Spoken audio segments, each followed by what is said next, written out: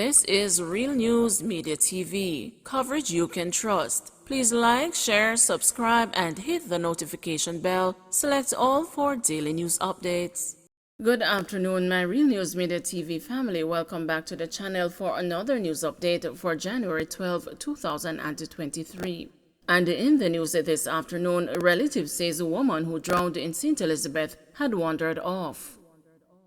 A relative of a 56-year-old St. Elizabeth woman is suspected to have drowned in Thornton district near Silo on Sunday, says the victim wandered off as her caregiver was preparing dinner on a wood fire. Relatives named the deceased as Rosemary Powell, a resident of Whitehall near Accompong. Police had earlier identified her as 55-year-old Desireen Powell, an apparent error in naming the woman. The relative who asked her not to be named said the caregiver resorted to the wood fire as she ran out of cooking gas. She was there cooking, the gas finished and she went outside and put it on the wood fire. Powell was complaining about her head, so the caregiver told Powell to go inside, he said. He added that Powell wrapped her head and went to lay down. The caregiver was constantly inside and outside the house checking on her. The caregiver was then outside finishing up when the rain started drizzling. She came inside and was calling, saying, "Miss Rose, your dinner is ready." When she looked on the bed, she didn't see her, he said. The relative said the caregiver raised an alarm in the community. The relative sought to clarify a police report on the incident, which said the caregiver left home and upon returning, discovered that Powell was missing. An eyewitness basically saw when Miss Powell jumped into the river. A man apparently saw her body in the river and went to the house of the caregiver, said the relative. He said the caregiver broke down in tears. She started crying. She didn't expect that the lady would have gone outside of the house and reached that far. It wasn't a case where she left her unattended. It wasn't a fault of the caregiver, the relative said. Security guard freed of murder charge. A security guard who was arrested last year for reportedly killing a man with a pickaxe was freed of murder in the Kingston at St. Andrew Parish Court on Wednesday. 25-year-old Dwight Thomas of Arnett Gardens in St. Andrew was slapped with a murder charge after he went to the Trenchtown police station to file a complaint that he was being threatened. Interestingly, the complaint was about threats that were reportedly being made by relatives of the slain man.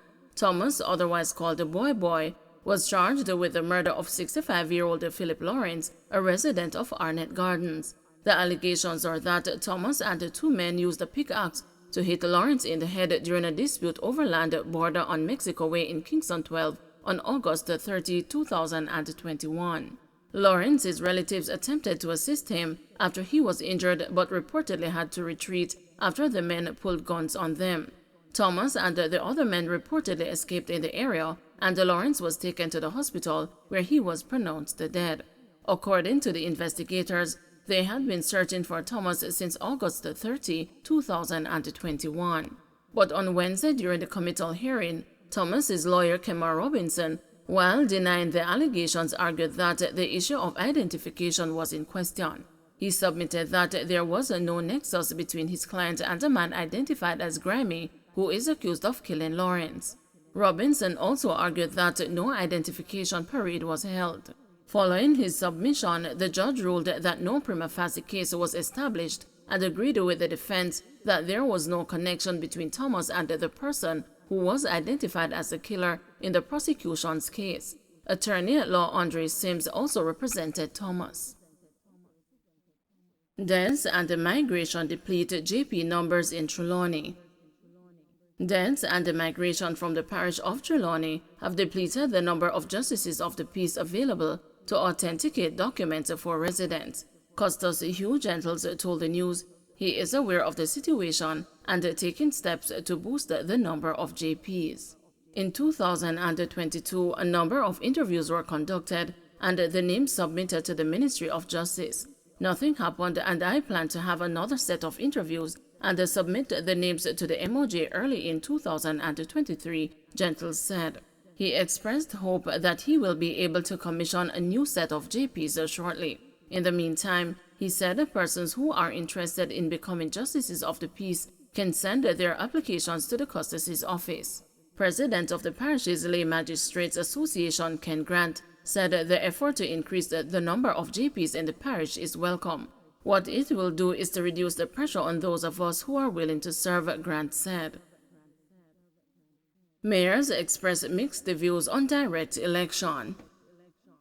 Falmouth Mayor Colin Gager believes that the direct election of mayors could place someone with a better management plan at a disadvantage, especially if supporters of political parties are in the majority in towns and the cities across the municipalities. Under the existing local government system, only the mayor of Portmore Municipal Corporation in St. Catherine is directly elected. All other mayors are selected by their fellow municipal councillors to proceed as a chairman of the municipal corporations and the mayor of his or her parish capital. If you are going to be running for mayor in Falmouth, that could pose a challenge depending on the political side that you support, said Gager, who is also chairman of the Jamaica Labour Party-controlled Trelawney Municipal Corporation. Places that have a stronger support for one party over the other are actually going to vote the party's way. He referenced the town of Falmouth, which is known to give strong support to the People's National Party. Gager, who is the councillor for the Warsop Division, argued that if the idea of direct election of mayors is to be embraced and implemented, consideration would have to be given to extending the voting power outside of the geography of the town and the city boundaries to widen the chances of candidates, especially those who are not known to be connected to a political party. For it to be a fair process, maybe you would have to look at widening the area, and I don't know how well it would go because you will be elected mayor of Falmouth, for example, and not for the parish of Trelawney, noted Gager. Donovan Mitchell, the mayor of Mandeville, says while he has given some thought to the idea of directly electing mayors, it would be redundant if the persons elected are merely ceremonial and are not able to help the people.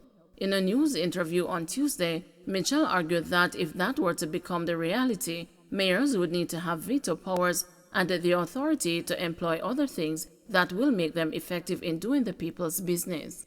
There are a number of things that would have to be done in order to have a system of direct election of mayors, because it doesn't make sense you have a direct election of mayor and you don't have any authority with the position, Mitchell, the chairman of the Manchester Municipal Corporation, declared.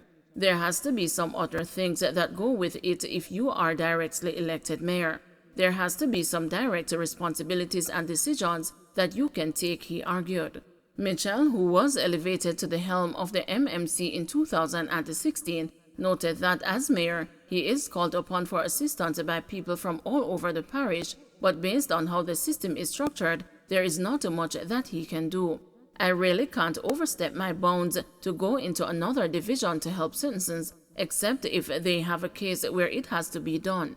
They have to go through their own representative to say this is what is happening and this is to be done, he explained. According to the Mandeville mayor, a directly elected mayor would also need to have a budget to be able to treat the issues at hand. There has to be some budget. People have to have a direct link with their mayor. It can't be just a ceremonial, Mitchell added. Derek Sangster, the mayor of Black River in St. Elizabeth, says he has never considered the concept of direct election of mayor, nor could he recall it being a Jamaica Labour Party position. He believes, however, that the existing political and cultural practice of electing mayors and the chairmen should be respected and allowed to remain in place. In these matters, one always has to look at the culture and the nature of politics in Jamaica. I would see some challenges if this is done on a national basis, as Sangster claimed. Don't forget to like, share, subscribe, and hit the notification bell. Select all for daily news updates.